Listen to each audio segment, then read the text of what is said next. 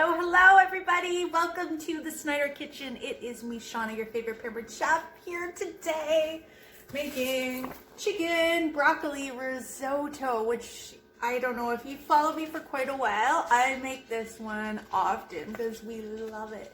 It's so good. It's so tasty. It's so easy. And I'm going to show you how. All right. So here's what you're going to need, my friends. You are going to need some chicken tenders. So these I just took out of the freezer this afternoon.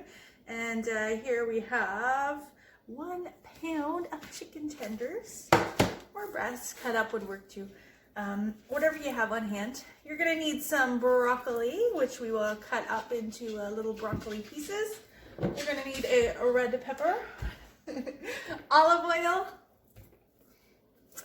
some cream cheese, Dijon mustard, sharp cheddar cheese, lemon juice, chicken broth, some, oh gosh, arborio rice.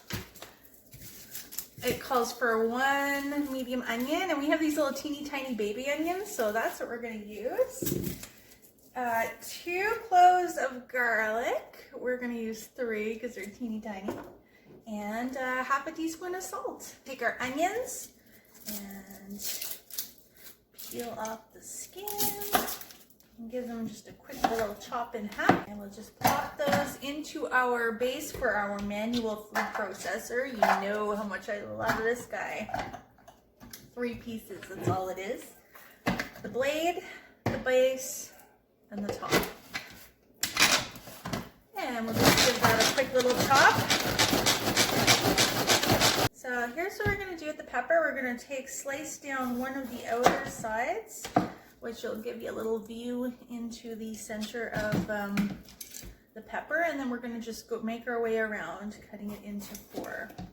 So because we had a little visual peek, we can kind of see where the seeds are, so we can kind of guide our knife around those seeds and ribs so that we're not going to be making a big mess. And hopefully, if all works out well, you are left with a piece like that. Now we're going to take this tool. This is one of my very favorite prep tools. It is called the Quick Slice. Watch this. You make a lot of salads, you're going to want to have this guy in your life.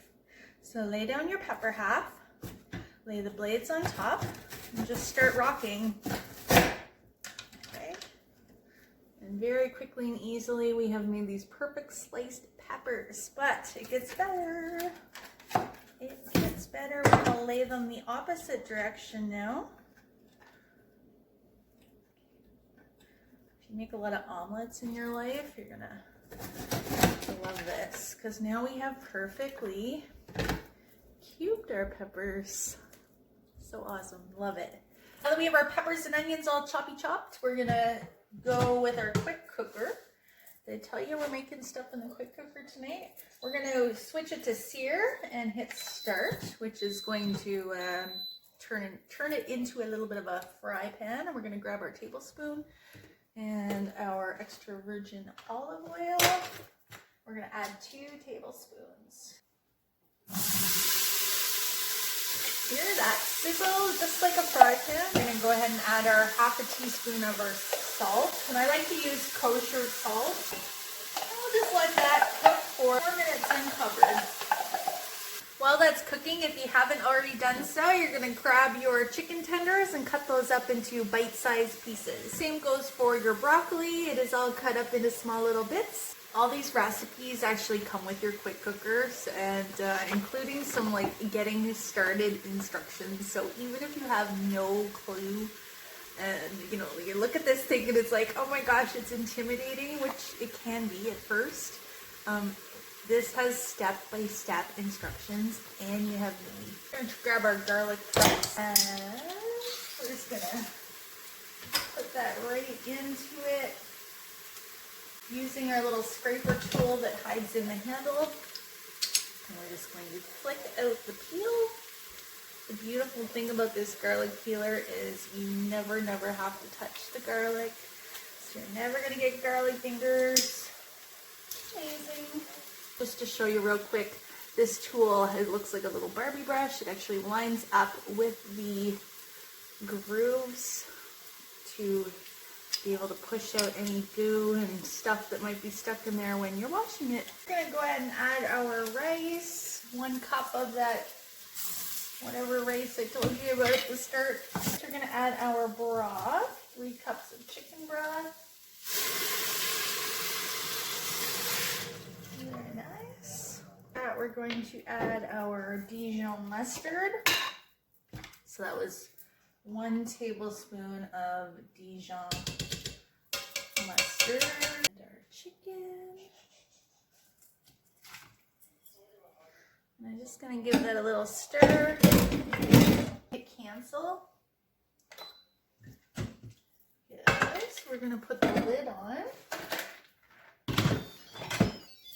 And we are going to find the white rice setting.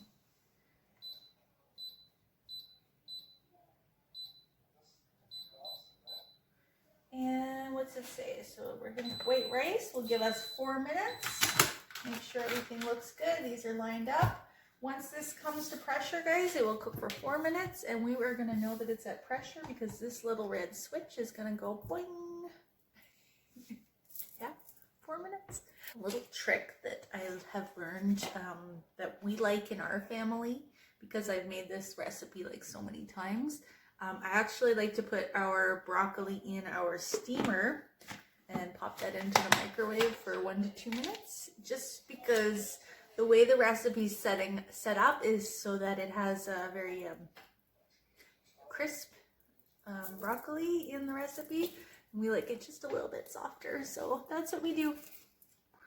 So while we're waiting on our pressure cooker to come to pressure and our broccoli's in the microwave back there cooking, we're gonna get our cream cheese ready and our sharp cheddar. So for the cheddar, it's looking for 4 ounces, and for the cream cheese, it's looking for 2 ounces. There's our broccoli. Let's get that ready. And I had just put this in with the broccoli cut up with about half a cup of water, and I did 1.5 minutes, and it is already looking like fantastic. Making up our cheese here. We're using our microplane coarse grater. Red button is just kind of teetering, trying to decide. I just want to mention, in the winter time right now, when the air is so dry in the house, using your pressure cooker often is actually going to help to put moisture back into the air to get rid of some of that dryness in there. It's pretty fantastic. And there, you just saw it. It is now at pressure. So it'll just take a moment for this to get updated, and then it will start the countdown. Almost time for dinner, 4 minutes. All right, time's almost up. We're at the 2 minutes mark. I'm going to show you how easy it is to move your quick cooker, because when we release our steam, we don't want it hitting our cabinets, right? So the quick cooker actually has 2 handles, one on either side of it, so it's very easy to lift even while under pressure like that. Okay, which is different than a lot of the quick cookers on the market right now, where, you know, some of the handles are at the top on the lid, which is super scary. Like, I wouldn't want to be picking up my quick cooker by the top, would you? That's telling us that time is up, and we're going to go ahead and release the pressure. We just have to hit the button and we can just walk away. This might look scary, like it might look intimidating, but check it out. I don't suggest you guys doing that. Like, please don't do that. I didn't tell you to do that. But it's really not even that crazy. It's not that hot, at least. And I'm only speaking to our Pampered Chef version. Like, I don't know, maybe you have something else. Don't stick your hands in the steam, but this guy, like, you could totally have a facial. So once all the steam has been released, you're gonna watch this little red button. It's gonna drop. Here she goes. Look at all the beautiful steam we just let into the house. Because it's so dry in here, you guys. All right, there it is. So that means it is now safe to open up our machine. This pot totally comes out. So check it. Just gonna give that a little bit of a stir. Go ahead and add our remaining ingredients. which is our broccoli that we pre-steamed for 1.5 minutes, just to help it along a little bit. Because now we're gonna go back and put that on the sear mode. So we're gonna hit cancel because right now it's on warming mode. So hit cancel, bring it to sear, and hit start. And that's just gonna start it boiling again like a fry pan. So we're just gonna let that cook for, let's see what the recipe says.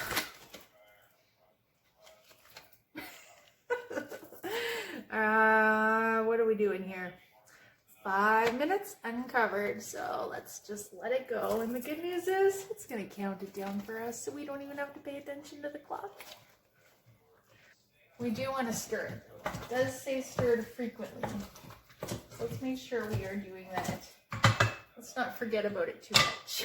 Go ahead and add in our cheeses while that's doing its countdown. So that is our cream cheese and our sharp cheddar cheese. We're just going to stir that around. I'm going to grab my little microwave pincher here to hold it steady. I'm going to show you just quickly what it looks like in there because it looks crazy. Oh. Looks so good. Last but not least step, we are going to add our fakey lemon juice. Well, I guess it's real lemon juice, but it's not the same as our real lemon. But we're going to go ahead and add this. It calls for 2 tablespoons. Now make sure you give this a really good shake to stir up all the like pulp and stuff that might be stuck at the bottom. But let's do this. You didn't see this from me. I never. This is a last resort lemon, I promise. The lemons did not look so healthy at our grocery store. They looked very January. Looks good. I'm going to go ahead and hit cancel. Like this. And grab our insulated serving bowl because these things are like bomb.com. These are so cool. So these things we serve in because they will keep it hot for like ever. It's ready. So I could like totally make this and have it ready whenever we are and still hot. I hope you enjoyed watching us fumble through this recipe. We are gonna go have supper and we will talk to you later. Bye you guys.